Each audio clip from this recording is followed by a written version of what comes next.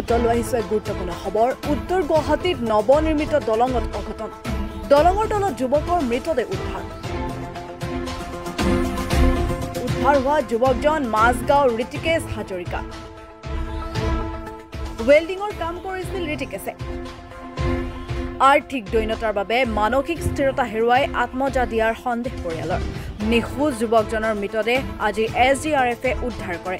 পুনৰবাৰ জনাইছো, উত্তৰ গুৱাহাটীত নৱনিৰ্মিত দলঙত অঘটন। দলঙৰ তলত যুৱকৰ মৃতদেহ উদ্ধাৰ। উদ্ধাৰ হোৱা যুৱকজন মাজগাঁও ঋষিকেশ হাজৰিকা। ৱেল্ডিঙৰ কাম কৰিছিল ঋষিকেশে। আৰ্থিক দৈন্যতাৰ বাবে মানসিক স্থিৰতা হেৰুৱাই আত্মহত্যা দিয়াৰ সন্দেহ পৰিয়ালৰ। নিখোজ যুৱকজনৰ মৃতদেহ আজি SDRFে উদ্ধাৰ কৰে।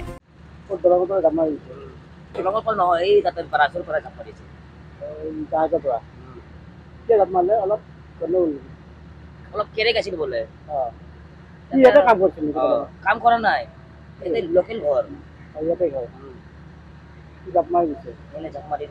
বিচাৰি নাপালে, বিচাৰি পোৱা নাই। তাৰপাছত ৰাতিপুৱা সময়ত উঠাইছে পাণ্ডুপুৱা এই আহি কেনে পুলিচ আহিল। আজি ৰাতিপুৱা কিমান মান বয়সৰ হ'ব?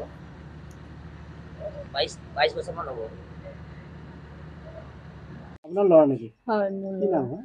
হিপি হাজৰিকা। কি হৈছিলে বাৰু?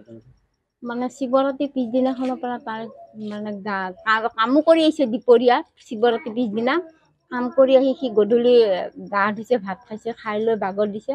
দিয়াৰ লগে লগে তাৰ মানে মোৰ গাটো বেয়া লাগিছে বুলি সি উল্টা পুল্টা বকিব ধৰিলে। তেতিয়া আৰু আমি ভাবিলোঁ কি তাৰ কিবা ওপৰৰ লাগিব পাৰে। মনসা মন্দিৰৰ ওচৰত কাম কৰিছিল, ওপৰৰ লাগিব বুলি পেলাই আমি মানে তাক উজাগি আনি লগালোঁ বহুত।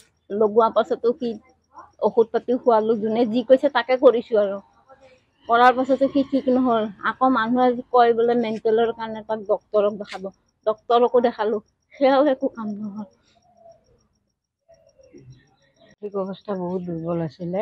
তেওঁলোকে ল'ৰাটো অসুস্থ যদিও চিকিৎসাৰ কাৰণে নিব পৰা নাছিল। ডক্তৰৰ লগত যোগাযোগ কৰিলে টকা পইচাও বহুত লাগে দিয়কচোন। তাৰপিছত সেনেকৈয়ে থাকি মানে হ'লেই আজি শিৱৰাত্ৰিৰ পৰা সেনেকৈ ঘৰতেই ৰাখি ল'ৰাটো লাষ্ট টাইমত সেইবিলাকেই নেকি কিবা অলপ মানে টেনশ্যনো ল'লে, টকা পইচাও নাই, মোক যদি চিকিৎসাও কৰিব নোৱাৰে।